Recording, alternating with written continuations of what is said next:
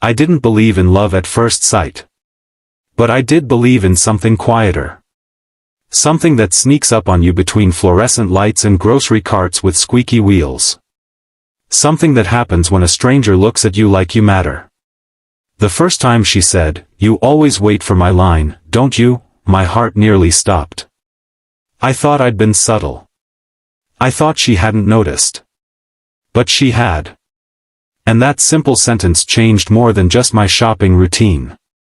Before we begin, if you enjoy heartfelt stories about real-life moments that remind us of what truly matters, please take a second to subscribe, like this video, and share your thoughts in the comments. Welcome to Your Channel Name, where we believe small acts of kindness can change everything. Now let me tell you what happened. It started about a year ago, during one of the hardest seasons of my life. I had just moved to a new town in Ohio after a messy breakup and a job transfer I didn't ask for. I didn't know anyone. My apartment felt more like a storage unit than a home. Even the silence had weight. Every evening after work, I'd stop by the same grocery store. It was close to my apartment, and walking through those automatic doors became part of my routine. I'd grab a frozen dinner, maybe a soda, sometimes a bag of chips I didn't really need. I wasn't hungry most of the time. I was just lonely. That's when I noticed her. She worked register 3. Brown hair pulled back into a low ponytail, name tag that read Emily, and a smile that felt real, not the forced customer service kind.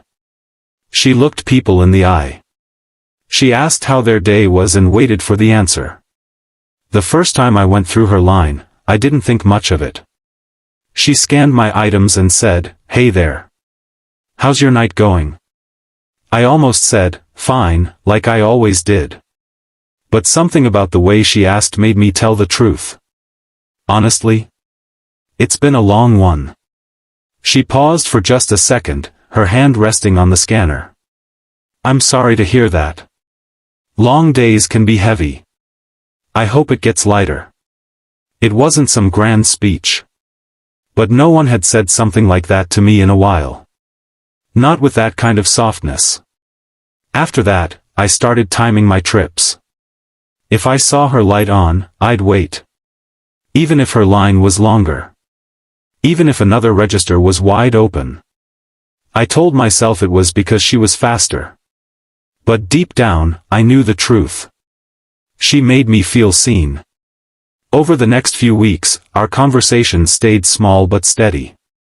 She asked about my job. I told her I worked in IT for a manufacturing company. She told me she was finishing community college, hoping to transfer to a university someday. One night, I came in looking worse than usual. I had just gotten off a call with my ex. It didn't go well. I grabbed a microwave dinner and a pint of ice cream, the universal sign of emotional damage.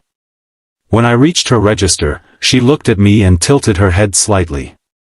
"Rough one?" I let out a tired laugh. "Is it that obvious?" She leaned in a little and lowered her voice. "You don't have to tell me what happened. Just, don't let one bad chapter convince you the whole story is bad." I swallowed hard. She had no idea how much I needed to hear that. From then on, the store didn't feel like just a store. It felt like a place where, for 5 minutes, I wasn't alone. About 2 months in, something changed. I walked in one evening and didn't see her at register 3. I scanned the front end. Different cashiers. Different smiles.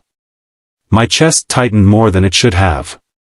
I almost left without buying anything. But then I saw her near customer service, talking to a manager. She looked stressed.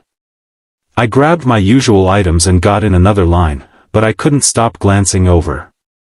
When it was finally my turn, I paid quickly and stepped aside, pretending to check my receipt. I told myself to mind my own business. But kindness has a way of nudging you. As she walked past, I said, "Hey, Emily." She looked surprised. "Oh. Hey. You okay?" I asked. You look like you've got a lot on your mind. For the first time, her smile didn't fully form. My mom's been in and out of the hospital, she said quietly. I've been picking up extra shifts. It's just, a lot. There it was. The same heaviness she had once seen in me. I nodded. I'm really sorry. If you ever need someone to vent to, I'm a pretty good listener. She studied my face, like she was deciding whether to let her guard down. Thanks, she said. That means more than you know. The next week, I brought something different to the store. Instead of just groceries, I had a small envelope in my pocket. Inside was a handwritten note and a gift card to a local coffee shop. When I reached her register, my hands were shaking more than I expected. After she scanned my items, I slid the envelope across the counter. What's this? She asked. Just, a small thank you, I said. For being kind when I really needed it. She opened it slowly. I watched her eyes move across the note. I had written about how her simple words had helped me through lonely nights. How her smile had made a new town feel less cold. When she saw the gift card, her eyes filled with tears. You didn't have to do this, she whispered. I know, I said. But you didn't have to be kind to me either. For a moment, the noise of the store faded. It was just two people standing on either side of a counter, realizing that kindness goes both ways. That was the night she said it. She smiled through her tears and said, You always wait for my line, don't you? I felt my face turn red. Maybe. She laughed softly. I thought so. From then on, our conversations grew a little deeper. She told me about her mom's recovery. I told her about starting therapy and trying to rebuild my life. We talked about books, about dreams, about the fear of starting over.